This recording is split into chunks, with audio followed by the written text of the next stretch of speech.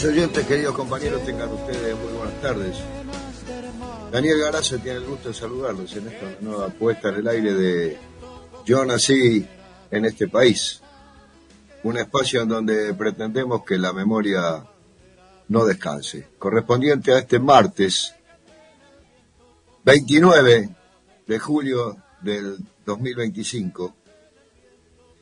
Y posible siempre, como lo expreso, gracias a la operación técnica en estudios de nuestra compañera y amiga Diana Álvarez y a la producción general y de contenidos en particular de mi compañera de siempre, Rosana Pulido.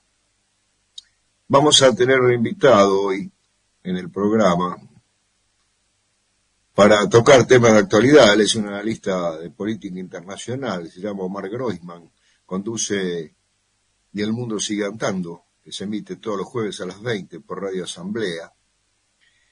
Vamos a tratar algunos temas estructurales, diría yo, ¿no? No soy muy fanático de la coyuntura, en tanto lo estructural sigue vigente. Y respecto de lo estructural, quiero referirme a la falta de pautas programáticas que se nota y que se denota en el movimiento popular. ¿Y de dónde se pueden extraer? ¿De dónde surgen esas pautas programáticas para elaborar un programa de gobierno? Si bien estamos ante elecciones legislativas, pero mirando el corto y mediano plazo es necesidad hacerlo. Bueno, las propuestas que deben plasmarse en un plan de gobierno, en un programa de gobierno, surgen de la realidad. ¿Y qué nos está indicando la realidad? Mire, si usted extiende un mapa de la Argentina sobre la mesa, verá que a 700 kilómetros de la costa tiene una base de la OTAN, producto de la supuesta gesta de Malvinas, que allá por mediados de la década del 70, no digo que nos tenía acercados a Gran Bretaña, pero sí había presencia de empresas públicas argentinas en las Islas Malvinas.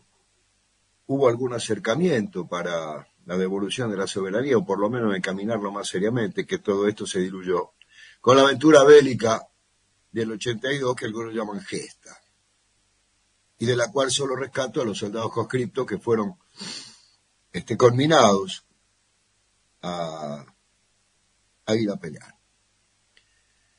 Entonces decía, si usted mira ese mapa, usted tiene a 700 kilómetros de la costa una base de la OTAN fuertemente armada, con una población militar que superó a la población civil que tenían las islas.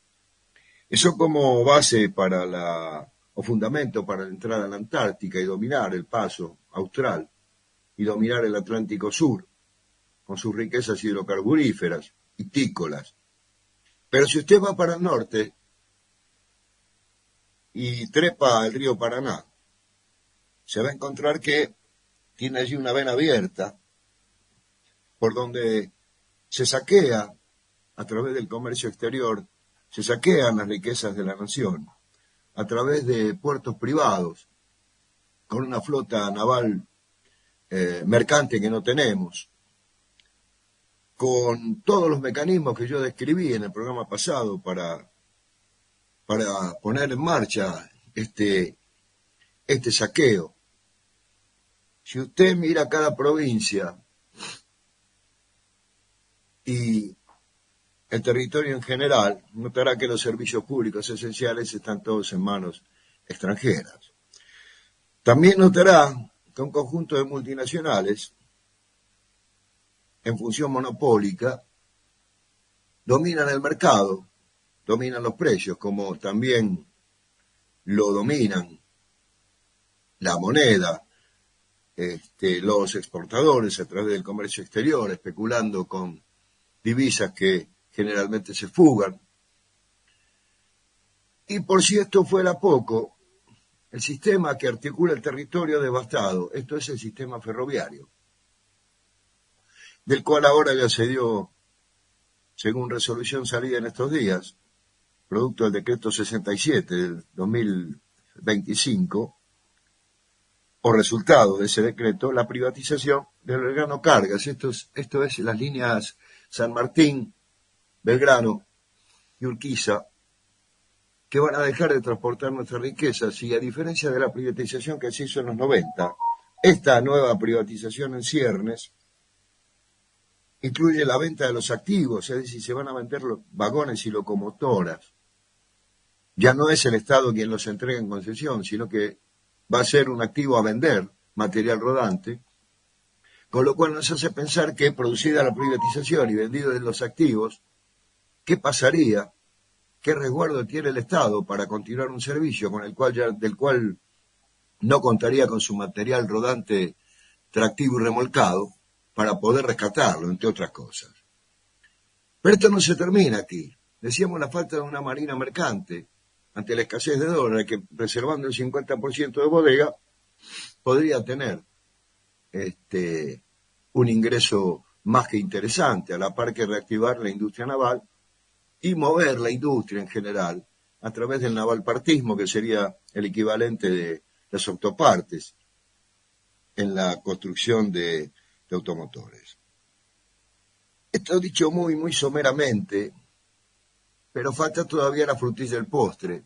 Si a todo lo que describí le faltará algo y usted sigue mirando el mapa y ya marcó la vía troncal principal, el Paraná en manos extranjeras, con sus puertos en manos extranjeras, con el transporte de nuestras mercaderías en manos extranjeras y con el producido que se va al exterior, el tema de los servicios públicos, el tema de los ferrocarriles, le falta esa gran telaraña todavía, como si fuera poco, que nos inmoviliza, que es la deuda externa, de la cual, mejor dicho, se habla, se describen mecanismos, se sabe, nuestros políticos están más en condición de comentaristas que en condición de políticos que puedan tomar decisiones al respecto. No la tomaron cuando lo tenían que tomar, reconocieron la deuda tomada, valga la redundancia, por el gobierno macrista en su momento.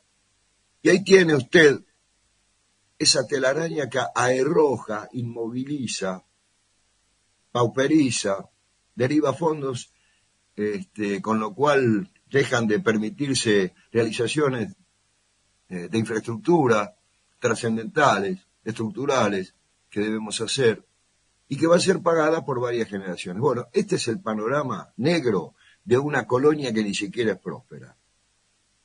Este es el panorama negro de una colonia que ni siquiera es próspera y del cual me parece que al constituirse en la realidad es el espacio de donde se debe partir para empezar a pergeñar cuáles van a ser las acciones o de un programa de gobierno para que, llegado el caso, cuando se vote en instancias presidenciales, aunque mucho yo no creo que con el voto se cambie todo lo que haya que cambiar, no digo porque estoy minimizando el tema del voto, sino porque estoy conociendo la actitud de quienes nos van a representar, por lo menos a través de lo que hicieron hasta ahora. Entonces no veo a nadie en esa cuestión. No veo equipos técnicos, no veo intelectuales hablando de esto. Si los hay muy poco. Puedo citar a Mempo Giardinelli, puedo citar a Tilio Borón, puedo citar a algunos más que están hablando de estas cuestiones estructurales que trascienden lo coyuntural. Y en este momento lo coyuntural se está comiendo todo. Entonces, partir de la realidad, también para un elemento clave que quería yo agregarle a esta descripción muy somera que hice con este mapa imaginario puesto arriba de la mesa, sobre un tema clave, la transformación de la educación. ¿Y desde dónde transformar la educación? Desde la realidad, es decir, desde la vista de un país sometido, desde la vista de un país colonial. Claro, usted me dirá, para eso necesitará usted un gobierno revolucionario o que apunte a cambios sustanciales. Y sí, no hay otra en un país sometido. No hay otra alternativa. Partir de la educación también desde la realidad, que es lo que no se hace tampoco, con un Consejo Federal que no existe, que no forma jóvenes en cuanto a valores básicos, objetivos básicos a lograr un ciudadano consciente, como lo son el interés general y bien común. No lo forma.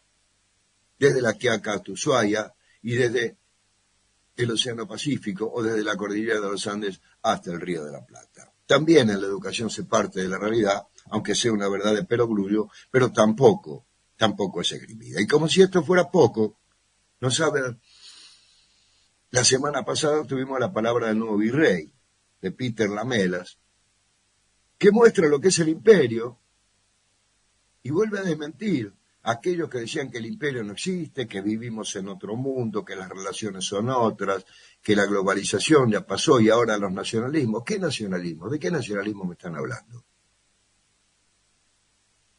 Algunos hasta esgrimieron el nacionalismo de Trump. Sí, el nacionalismo de Trump para los Estados Unidos, cuestión de ellos.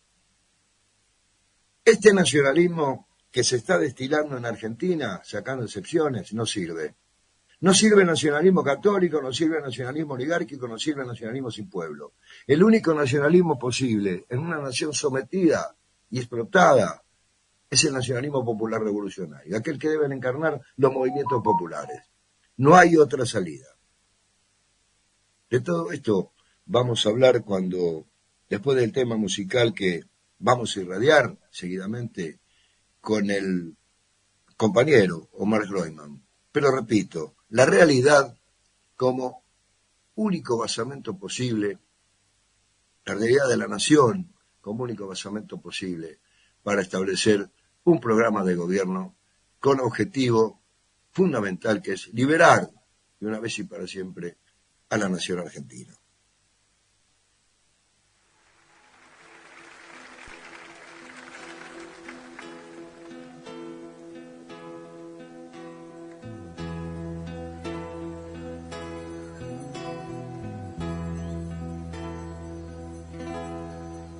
Del mar los vieron llegar, mis hermanos emplumados eran los hombres barbados de la profecía esperada. Se oyó la voz del monarca de que el Dios había llegado y les abrimos la puerta por temor a lo ignorado. Iban montados en bestias como demonios del mal, iban con fuego en las manos y cubiertos de metal. Solo el valor de unos cuantos les opuso resistencia y al mirar correr la sangre se llenaron de vergüenza, porque los dioses ni comen ni gozan con lo robado, y cuando nos dimos cuenta ya todo estaba acabado. En ese error entregamos la grandeza del pasado y en ese error nos quedamos 300 años esclavos.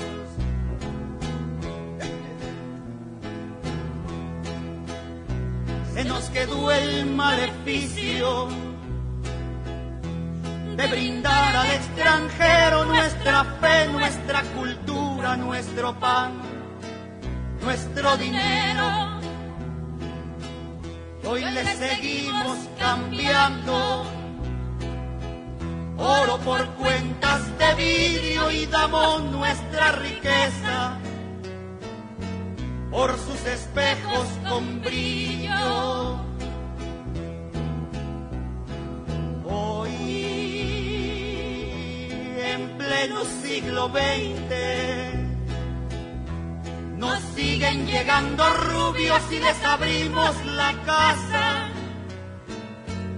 y los llamamos amigos. Pero si llega cansado un indio de andar la sierra, lo humillamos y lo vemos como extraño por su tierra.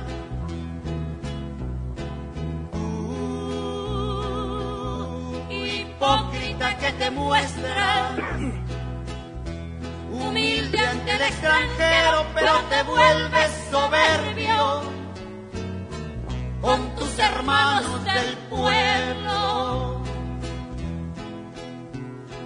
Oh, maldición de Malinche, enfermedad presente, ¿cuándo dejarás mi tierra? ¿Cuándo harás libre a mi gente?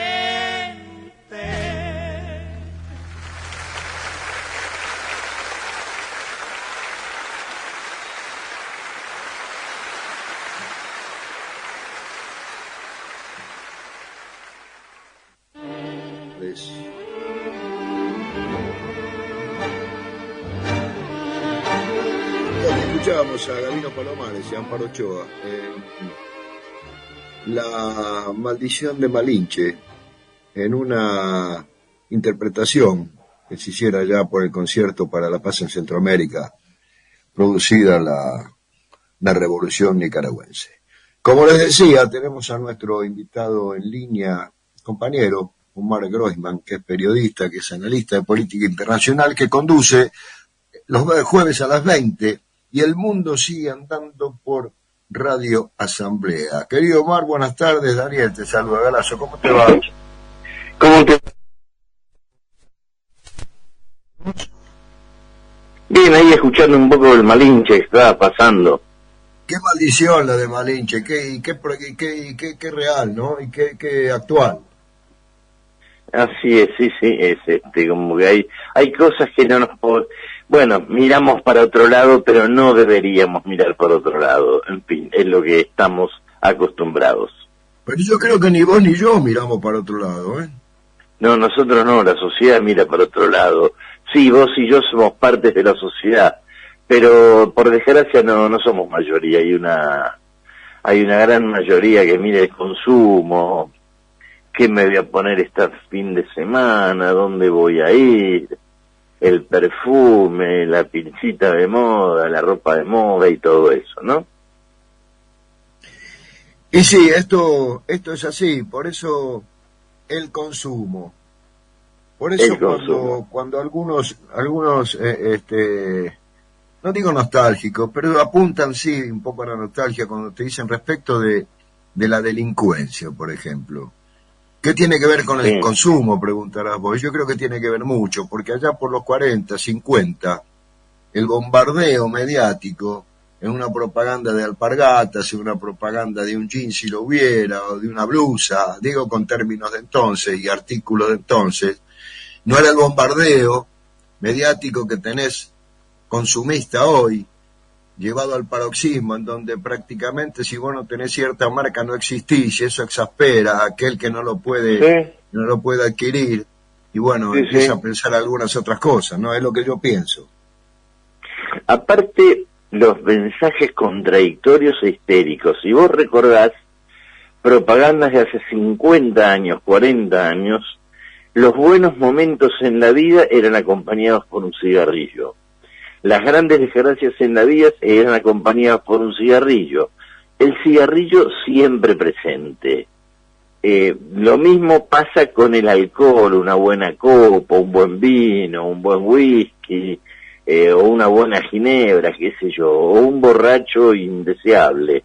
Es decir, digamos, la propaganda te la meten tanto, y te la meten con todos mensajes que son contradictorios.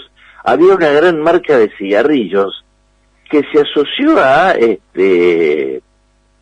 productos deportivos. Y bueno, deporte y cigarrillo no se llevan muy bien. Bueno, pero la marca yo recuerdo, ahora que decís, perdóname, ahora que decís Ginebra, ¿te acordás el tema de la Bols con el gol de arco a arco de Gatti? Tampoco el alcohol y el... ¡Qué golazo! ¡Qué golazo el de Gatti! ¡Qué increíble! Sí, me acuerdo. Si quiere tener Smowing, tome Ginebra Bols. Exactamente. Y es este consumo que los vuelve locos, digo que va a estar ladrando cerebros, ¿no? Vos no podés, pero tenés que tenerlo. Si bien vos en tu situación no podés, pero tenés que tenerlo como sea. Bueno, eso genera también algunas cosas poco deseables en la sociedad, ¿no? Yo me acuerdo cuando tenía 15 años una propaganda de perfume que si te comprabas ese perfume y te lo ponías, las mujeres iban a quedar derretidas al lado tuya. Yo me lo puse, el perfume me lo compré, pero ninguna trastabilló ni siquiera. No cayó, no trastabilló, pero bueno, en fin. Esa es la publicidad. Bueno, pero mirá que en cierto modo, en 12 años de gobierno nuestro, y con esto quiero que se entienda bien, se apuntó mucho a este consumismo, ¿eh? Más allá de que esto incentiva a la industria y mueve, ¿verdad? Pero me parece que todo consumismo debe tener un límite, me parece a mí. Sí, el consumismo debería tener un límite, no lo tiene. Y se apuntó algo, en cierta medida sí, pero ese algo es poquito porque tenés por otro lado 50 años de machacarte con lo contrario. ¿Qué decías, perdón, de 50 años que no te escuché bien? Que vos por un lado, sí es verdad que durante esos 12 años que decís vos, se apuntó, yo no sé si apuntó contra el consumismo, se apuntó a desarrollar una vida, ser alguien en la vida, pero si bien durante esos 12 años que decís vos hubo algo, por otro lado tenés 50 años de publicidad en el otro sentido totalmente monstruosa. Entonces, los 12 años la verdad no sirven de mucho. Sí, en realidad... Nos serviría continuado 20 años, 30 años, necesitamos otras cosas. Pero claro, la conciencia es difícil generarla, ¿no? Y saliendo un poco de este marco ya estrictamente social, yendo un poco a lo político y económico, ¿cómo la ves a la Argentina hoy en el mundo que nos toca vivir? En este momento preciso de la Argentina. Y en este momento yo la veo parada del lado equivocado, en el lugar equivocado, en el momento equivocado. Es decir, la veo como que está muy afuera de lo que está, digamos, dentro de todo lo que está pasando en el mundo, parado en el lado peor, en el peor lugar. Te pongo, por ejemplo, en el mundo en este momento hay dos grandes guerras. La guerra en Europa y la guerra en la Franja de Gaza. Y Argentina está ubicada del lado de premiar a los opresores. Por ejemplo, a ver, en estos días hubo un festival muy importante que se desarrolla todos los años en Benicàssim. Benicàssim en España está al lado de Castellón de la Plana, es una de las dos provincias que forman la Comunidad Valenciana y a orillas del Mediterráneo. Y hay la mayoría, un gran número muy grande de artistas españoles se negaron a participar porque una de las patrocinadoras del festival este año es una empresa israelí vinculadas a la industria armamentística de ese país. Tenemos por otra parte, qué sé yo, hace unos días, pocos días también, 500.000 manifestantes en Londres a favor denunciando la situación de opresión que vive el pueblo palestino. Y en Argentina parece que no pasa nada. El presidente Gabriel Boric también ayer o antes de ayer hizo unas declaraciones para dejar de comprar productos industriales facturadas en los territorios ocupados por Israel. Esto es Cisjordania. Digamos, hay una mayoría de gobiernos que están apuntando hacia un lado. En Europa la propia presión de la movilización que hay a favor del pueblo gazatí hizo que Macron tome distancia del gobierno de Netanyahu. Eso es algo que no se había visto en mucho tiempo. Y Argentina está parada en el lado equivocado, está aliada con Netanyahu, con Donald Trump, con el Imperio Británico. No lo veo bien, Daniel, cómo está la Argentina. Eso sin olvidar que tenemos la quinta columna metida en el país. Estaba el otro día estudiando un poco cuestiones relacionadas a los dueños del país, porque el país tiene dueños, vos lo sabés bien. Sí. Y uno de ellos es Elstein, sí. Multimillonario, y cuando Elstein tuvo es decir, diversificó, más allá de lo que se llama real estate, que es construcción, ahora se llama real estate, digo, para decirlo, se puede entender, y algunas otras cosas más, Cresudo a través de los campos, y tenía los negocios allá en Israel con algunas empresas, y llegó a ser, a través de unas empresas, proveedor de misiles, o propuesto por Gran Bretaña, cuando Gran Bretaña está ocupando una parte de nuestro territorio, y también a través de otra empresa, porque ese grupo después se liquidó, creo que quebró en Israel, no lo pudo levantar esa quiebra, Epstein, en todas las empresas que tenía en Israel. También estaba ligado a través de la empresa de alimentos que tenía, que distribuía en toda Europa y de otra parte del mundo, estaba ligada a Mekorot, la empresa de agua que ahora... La empresa de agua. Claro, digo, tenemos la quinta columna, nombra a Epstein, no por el hecho de que el hombre sea judío, nada que ver, estoy hablando de su actuación como empresario y los intereses que representa, no me refiero a otra cosa, porque sabés que acá da un paso en falso, te caen todo por la cabeza, te cae la DAIA. Sí, no. A ver, ser judío, ser católico, ser evangelista es una definición muy amplia, muy genérica, te está hablando de la convicción religiosa de una persona. Después hay personas y personas, sean judíos, católicos, musulmanes o lo que fueran. Vos nombraste a eso hasta un empresario vinculado a toda la tranza que este gobierno está haciendo con el gobierno israelí. No te olvides de Wertheim, otro empresario israelí muy muy poderoso, que es el canciller argentino. Digamos que los negocios que se están haciendo son todos a espaldas de nuestro pueblo. Pero es lo que nosotros tenemos, el gobierno que tenemos en Argentina. Ayer fue un día bochornoso para el pueblo argentino, en estos días, esta semana, lo que fue la exposición de la sociedad rural y lo que es la declaración de quitar las retenciones, con lo cual mandás al muere a millones de ciudadanos y beneficiás a los dueños del país, como dijiste vos anteriormente. Las retenciones justamente vienen a actuar a modo de equilibrio, a modo de inclinar un poquitito la balanza, más que de inclinar, emparejar un poquitito la balanza, pero que nunca llega a estar pareja, ni mucho menos, entre los que más ingresos tienen y los que menos ingresos tienen. Y este gobierno claramente apuesta a profundizar la brecha entre los que más y los que menos tienen. Este es el tema de las retenciones que el gobierno le quita al llamado campo.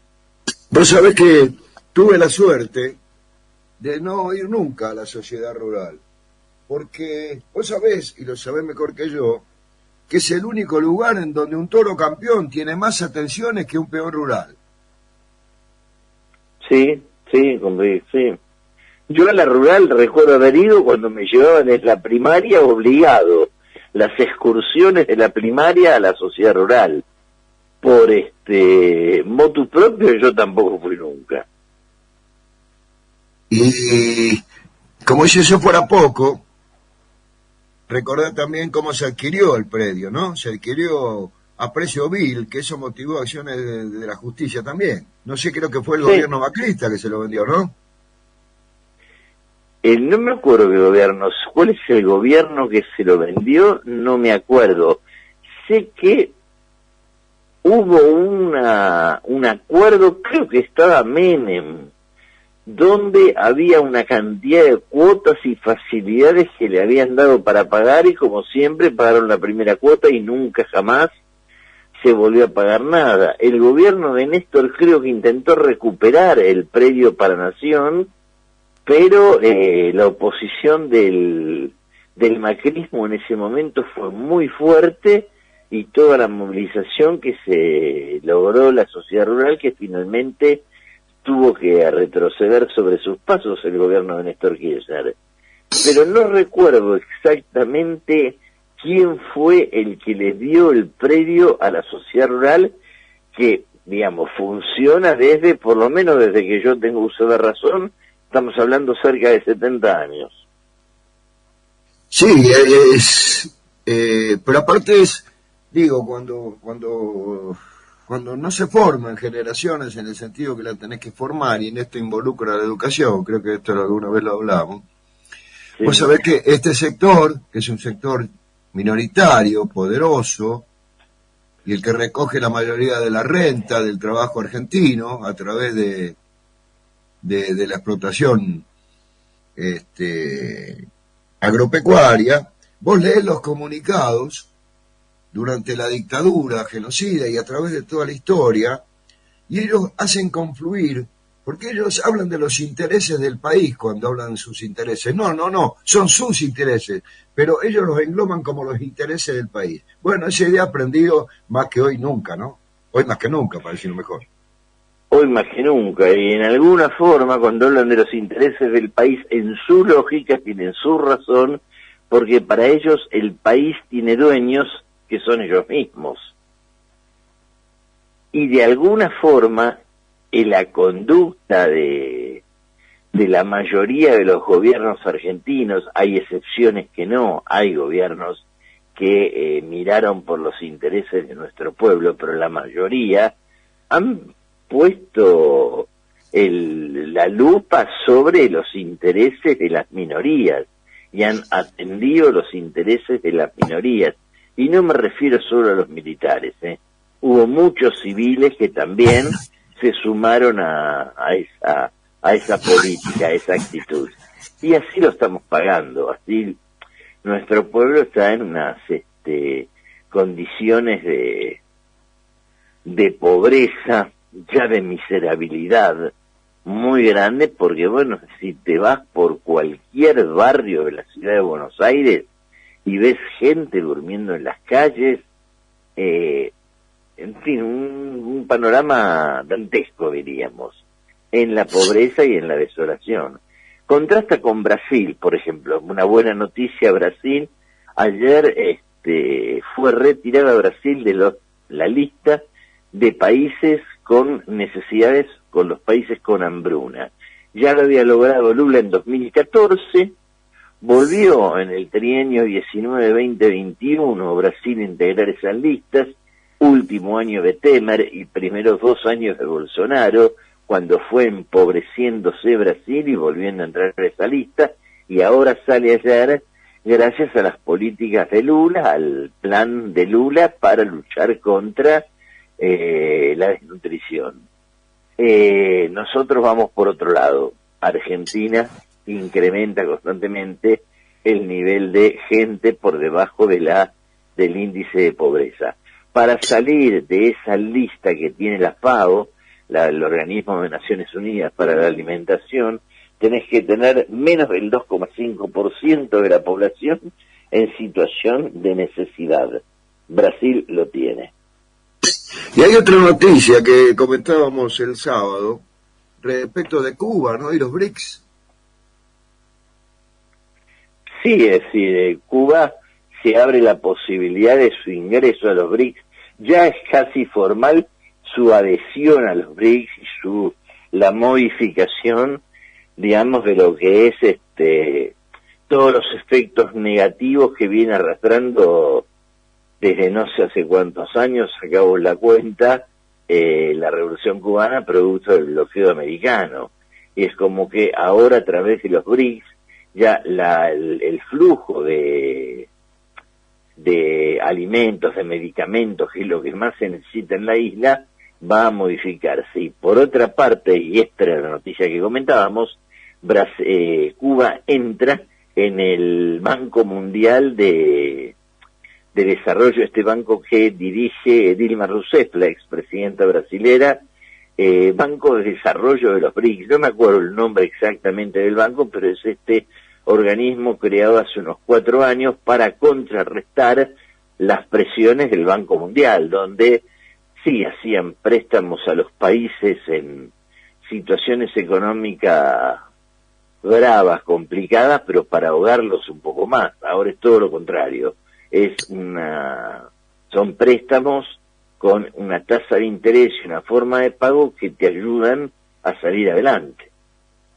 Vos sabés que estuve leyendo en estos días esta cuestión en la cual vos estás que estás citando, y me encontré con un personaje nefasto, cooptado por el imperio, que había sido canciller o embajador de Nicaragua, en las Naciones Unidas. Me refiero a McPhields, no sé si lo tenés, un morocho, No. que se dio vuelta en el aire como un panqueque, financiado por los yanquis, y salió a denunciar todas las cuestiones de Nicaragua que antes no denunciaba, y las salió a denunciar en la ONU, previo paso como Estados Unidos. Obviamente que Nicaragua, con una patada de traste, lo sacó de su puesto de embajador ante ese organismo multilateral. Sí. Pero, ¿a qué viene esto? A la opinión en Infobae, Infoemba, como le llaman algunos, que McPhield tiene del ingreso de Cuba a los BRICS, en donde le pega desde que comienza la nota hasta que termina con los argumentos más pueriles que puede tener, no sé, cualquier ciudadano de a pie como nosotros. Pero digo, me llamó la atención, digo, cómo, más allá de la actuación de McPhield, que es un traidor a su patria, cómo el imperio sigue trabajando y cómo los sectores nacionales, populares en los países sometidos duermen, ¿no? Sí, duermen demasiado. Las siestas a veces son preocupantes. Inclusive hay algunos que, como se dio vuelta esta persona, y otros que hacen lista, entiendo yo, para pegar la vuelta en cualquier momento. Cuba sigue siendo un grano que el imperialismo tiene y que no se lo puede olvidar, no se lo puede sacar. Y el tema de la adhesión a este banco hace que pueda cambiar la situación en la isla, porque hasta ahora la situación que se está viviendo es muy angustiosa desde lo económico.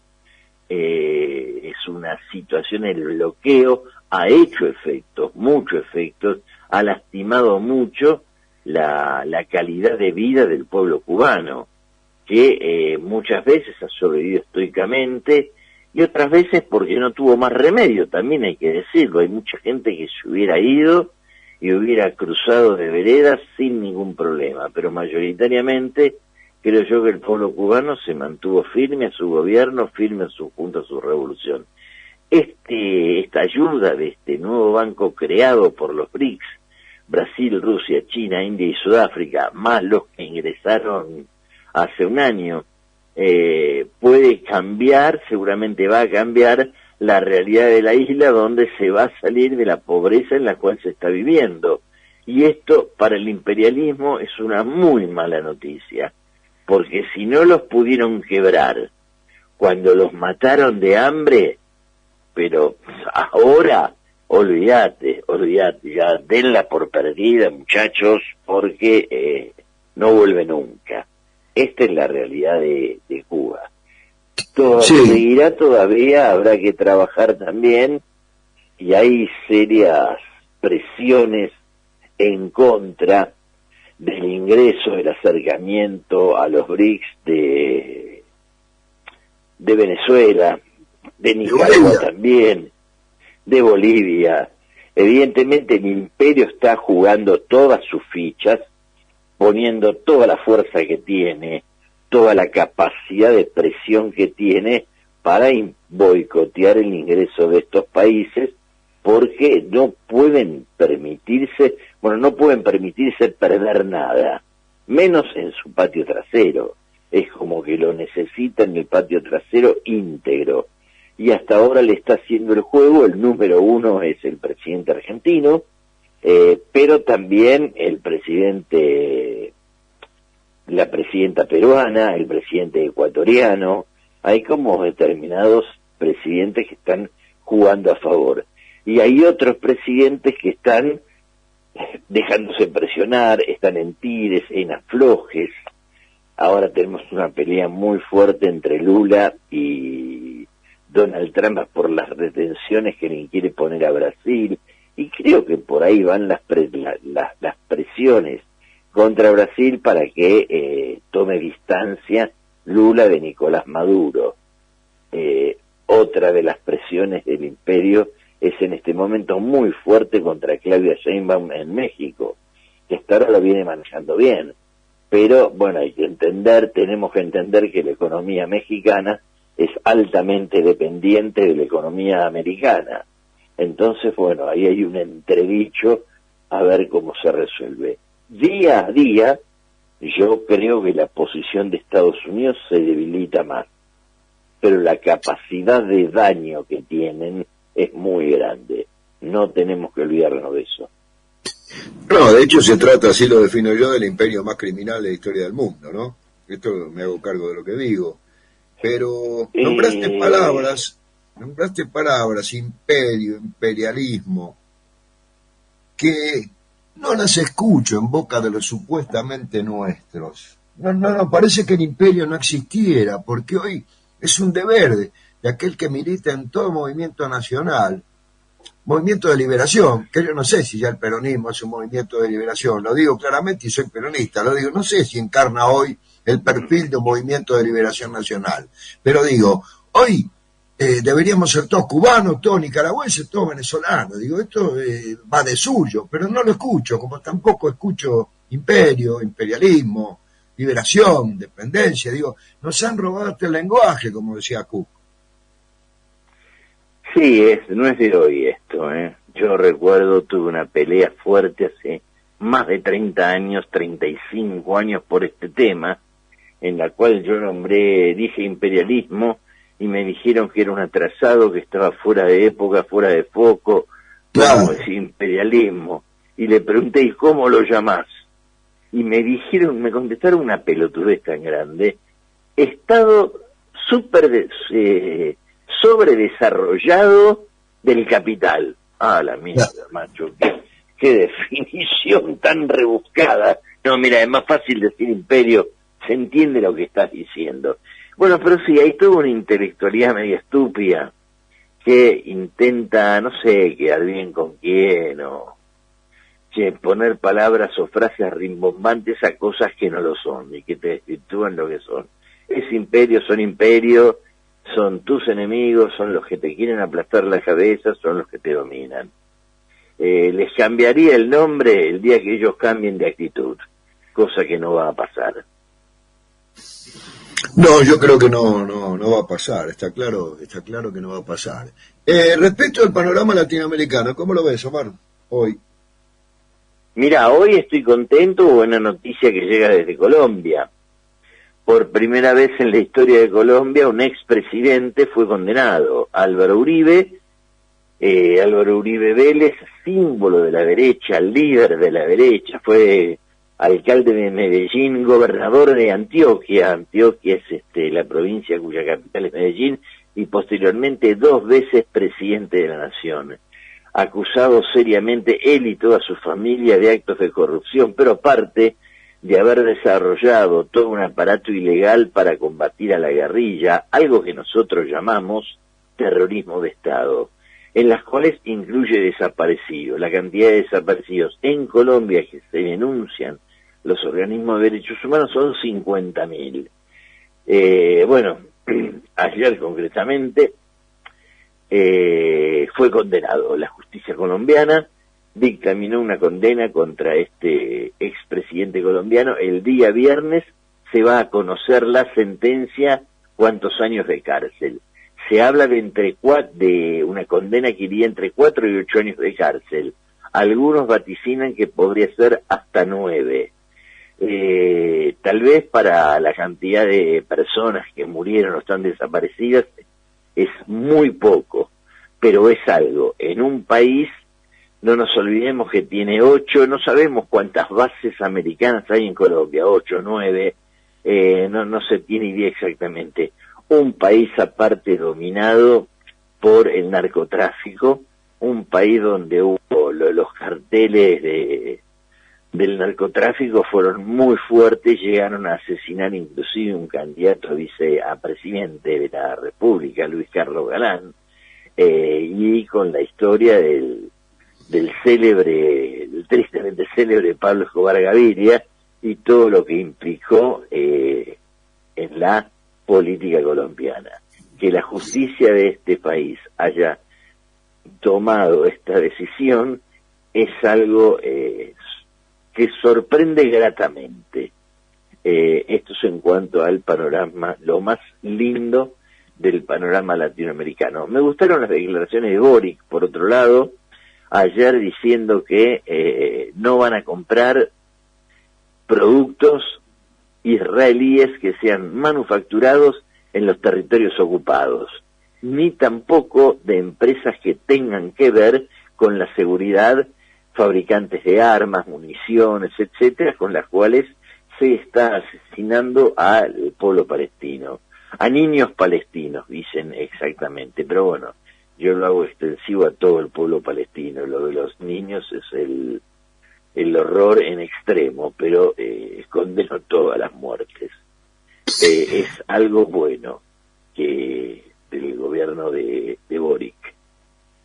¿Te quería hacer una pregunta? Sí, decime. No, te iba a decir, como empezamos al principio, Argentina parado del lado incorrecto de la historia. Yendo a lo doméstico, hablaste de justicia, hiciste referencia a Colombia. Nosotros la tuvimos también con la pata ejecutora, genocida, de la dictadura, pero la pata civil siguió indemne, y muchos, inclusive en su persona, o a través de sus descendientes que avalaron ese pensamiento, que justificó todo el accionar de la dictadura, los tenés presente hoy. ¿Hasta dónde incide en la Argentina la falta de justicia para con la pata civil de la dictadura, que sigue indemne, llega ahora al gobierno por vía democrática y sigue representando los mismos intereses antinacionales? Lo que sucede es que en Argentina condenamos a la pata militar, pero no condenamos a la cabeza económica, que fue la verdadera causante, el verdadero órgano de dirección de todo lo que pasó en nuestro país.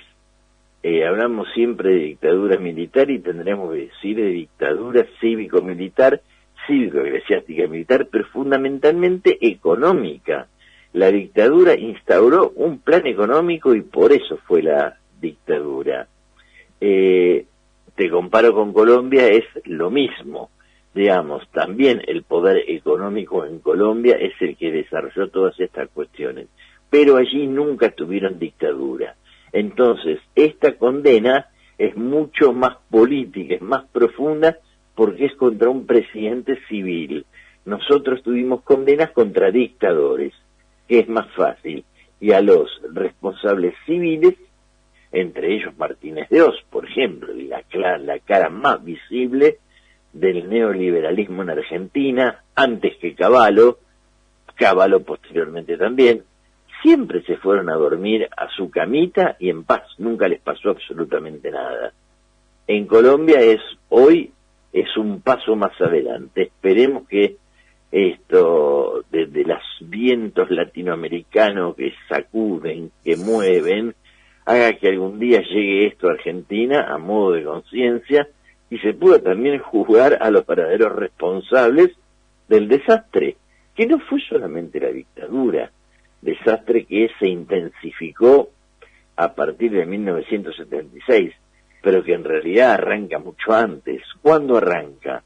¿En el bombardeo a Plaza de Mayo del 55 o arranca en el golpe militar del año 30? Bueno, en fin, tenemos historia para atrás para revisar de abusos del poder económico. Sí, nombraste los bombardeos del 55 como caso emblemático. Fíjate lo destacable de esto, destacable en el sentido de que a mí me asombró siempre que nunca el peronismo haya puesto en la opinión popular lo que significó este crimen, y que hubo que esperar casi más de 60 años para que en este caso fuera Cristina quien hablara del tema, digo, ¿no? Vuelvo a lo mismo, en un movimiento de liberación nacional, los movimientos de liberación nacional tienen claro quiénes fueron sus héroes, quiénes fueron sus mártires. Vos hablabas de Cuba y hablabas de los ciudadanos cubanos, pero los ciudadanos cubanos, vos sabés bien, son formados de una determinada manera, teniendo en claro quién es el enemigo, qué es el interés el general y el bien común, desde que van al jardín de infancia en la primera instancia de educación como pioneros, ¿no? Sí. Sí, no, en Argentina no pasa eso. Estamos muy, muy alejados de ese punto, Daniel. Estamos muy, muy lejos, como que yo creo que lo que tiene que ver con el 55, el propio Perón lo tapó. Hace no mucho tiempo estuve en una charla que organizó la presidenta de la víctima de familiares de los bombardeos a Plaza de Mayo, una mujer que perdió su abuelo, fue donde está la zona de la metralla, ahí sobre el Ministerio de Economía, al abuelo lo mataron ahí. Bueno, hay una agrupación que tienen y ellos aseguran, porque fueron los propios compañeros de armas de Perón los que hicieron ese bombardeo, que Perón estaba muy abatido, muy dolido, muy derrotado, y que lo único que hizo en el momento fue olvidémonos de esto. Lo quiso dar por perdonar de alguna forma, pensando que no iba a continuar. Bueno, yo creo que es uno de el gran error de Perón, porque bueno, 3 meses después vino un golpe de Estado con todos los fusilamientos que hubo en ese momento, y desde ese momento la represión fue increciendo en Argentina hasta llegar al máximo de los 30.000 desaparecidos en la dictadura del 76. Pero ¿Y cómo se repite esto en la historia? Perdóname, porque los aviadores que huyeron al Uruguay con sus aviones, después de bombardear la Plaza de Mayo, 2 meses después, el 16 de septiembre del 55, con el golpe ya efectuado, días después, vuelven como héroes. Y vos fijate, salvando la distancia, salvando las diferencias, y no tratando de hacer analogías lineales, pero cabe destacar, hoy Caputo, Sturzenegger, los Cavallos volvieron, que es una manera también de volver tal como volvieron, y ya algunos como héroes, como por el presidente que te dice que es el mejor ministro de la historia. Digo, vuelven permanentemente, y ahí está el error del movimiento popular, y ahí está el error de la política del movimiento popular. Sí, el error de dejarlos hacer, es decir, vos decís vuelven. Es más, uno de los hijos de esos aviadores que bombardearon la Plaza de Mayo hoy es jefe de gabinete. Entonces, bueno, esto te habla un poco del panorama. Está bien, vos no vas a acusar al hijo por lo que hizo el padre, pero es esa formación, es esa ideología que tienen. A veces vos me decís vuelven, yo creo que siempre estuvieron, pero en las sombras. Si siempre están acechando en las sombras. Cuando ellos son gobierno, a vos te torturan, te desaparecen, te meten preso, te encarcelan o te exilian. Cuando el campo popular es gobierno, les perdona la vida.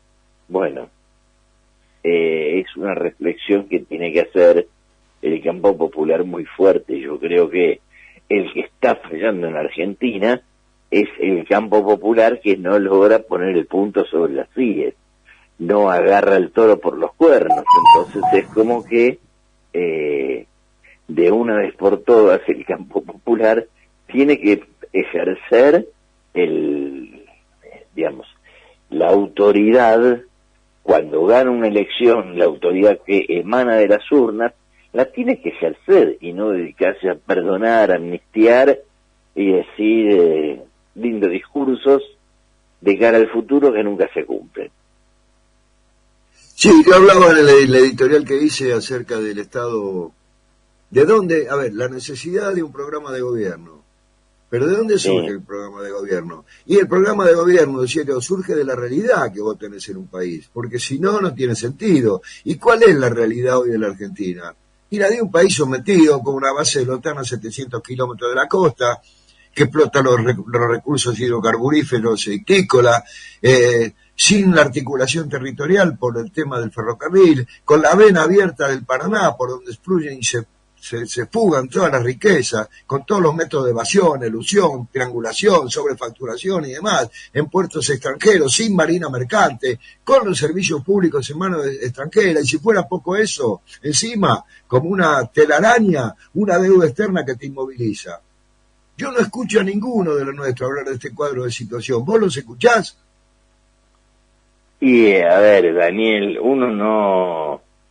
yo por lo menos no tengo más remedio que pensar que son cómplices o que algo les están dando para tapar la boca, porque todas esas cosas que vos mencionaste son cosas que tuvimos en Argentina. Nosotros tuvimos marina mercante, nosotros tuvimos una red de ferrocarriles, por ahí mal construida, porque una red de ferrocarriles muy ligada al campo, digamos, una red de ferrocarriles que apuntaba a la cabeza de Buenos Aires para sacar toda los granos del campo, la producción del campo, y tendríamos que haber tenido otro tipo de red de ferrocarriles, pero bueno, hubo una red de ferrocarriles. Hubo un montón de cosas que estuvieron hechas en Argentina, algunas mal hechas, otras regular, otras bien hechas, pero existieron. Todo eso se rifó, se regaló, se privatizó, se privatizó la línea de bandera, bueno, en fin, todo lo que ya sabemos que son las políticas liberales. No, está bien, pero yo agregaría algo peor. El peronismo, que fue el autor de la nacionalización de la banca, del comercio exterior, de la expansión de la marina mercante, de la expansión del transporte aéreo, de los ferrocarriles, digo, hoy reniega de eso, cosas que hizo el propio peronismo en el primer y segundo gobierno, y esto me pone de los pelos a mí. Yo digo, no lo puedo entender, cómo han bajado banderas, no todos, pero la mayoría de los que son nuestras, que más allá del peronismo no, que le sirvieron a la nación y que se abandonaron, como si esto lo hubiera hecho un marciano, y son afectos al posibilismo, qué se puede y qué no se puede. Bueno, con ese criterio Argentina seguirá siendo una colonia. Sí, es así. Lo que pasa es que ese peronismo el cual vos estás recordando, hoy no existe. Hoy no hay una representación combativa del peronismo como la hubo en los años 40, 50. Habrá algún compañero que la tenga, que responda a eso, pero no es así. Vos mirá lo que está pasando en Argentina ahora. ¿Qué opinas de las listas en la provincia de Buenos Aires? Yo creo que les importó la lista, que he puesto voy en la lista y nada más que eso. No tengas duda. Entonces, no hablaron de programa, no discutieron programa, no convocan a las bases peronistas a que elijan sus candidatos. 2 dedos o 3 dedos que se pelean entre ellos, ponen a uno, ponen a otro, de acuerdo a la fuerza que tenga cada dedo en determinado momento. Pero no hay un debate de ideas claro, un debate de propuestas, de construcción. Bueno, ¿para qué queremos el gobierno? ¿Qué vamos a hacer? Sí, estoy de acuerdo con vos. Tan vacío como vacío el espacio para nosotros, de lo que queda respecto de si Wanda Nara se casó de nuevo, si fulano tal tiene un pibe. Es lo mismo, el mismo vacío de contenido que me tiene un poco podrido. Una cuestión así. Entonces, bueno, yo creo que vamos a ver cuál es el resultado de las próximas elecciones. Yo no tengo buenos augurios. A mí me parece que la abstención va a ir increciendo. Probablemente gane las elecciones la baja participación. Esto va en detrimento de los candidatos del peronismo, porque los candidatos de la derecha mayoritariamente no tienen motivo de quejarse con este gobierno. Tendría motivo para quejarse de este gobierno el incauto trabajador que votó a esta gente, pero todavía no está la conciencia en ese punto. Ahora, no el trabajador, sino el ciudadano que ama a la derecha está contentísimo y feliz de la vida. no sabe que está acabando su propia tumba, pero bueno, ese es otro problema. Es otro tema. Omar, se me terminó el programa. Realmente ha sido un gusto tenerte acá en Yo Nací en este país. Y bueno, la vamos a seguir en cualquier otro momento si vos no disponés lo contrario. Cuando quieras, Daniel, un gusto también para mí hablar con vos y con tu audiencia. Muchas gracias. Te mando un gran abrazo, Omar. Gracias por tu tiempo. Otro para vos. Gracias, Hasta pronto. Gracias. Bien, pasó Omar Groisman, periodista, analista político internacional. Conduce Y el Mundo Sigue Andando los jueves a las 20 por Radio Asamblea. Con esto nos vamos a ir despidiendo, si Dios quiere, hasta el próximo martes, cuando volvamos a poner al aire nuevo capítulo de Yo Nací en este país, un espacio en donde pretendemos que la memoria no descanse. Más que nunca, patria o muerte, venceremos, es la consigna. Gracias por su atención, será hasta el próximo martes. A pasarlo lo mejor posible. Chao.